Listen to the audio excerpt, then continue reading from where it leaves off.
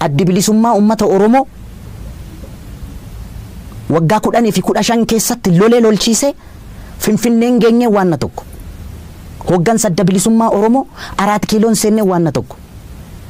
Jaal Daawud Ibsaa nama qabsoo Oromoo keessatti umurii isaa fixeen garuu Fireew Maashoo Gidee jedhanii Tigiree gochuu waan bira. Balaa Zallaqaan Oromoodha jenneen nuti nafxanyaa faana kokkee wal qabna. Isa Oromoo keessaa ba'e gadi ba'ee an Oromoo miti yoo jedhe okay. Namnumti wikinasii guyyoo waaree irratti arge. Inni Oromoo miti namni jedhu sun. Inni Oromoo ta'uusaa maaliin nu ibsa? DNA isa kam sartifikeetii isa kam fuuldura nu qabeetu inni Oromoo ta'a. Walumaa galatti wayyaaneen ari'amteetti qabsoo ilmaan Oromootiin dhiigaan simbiloo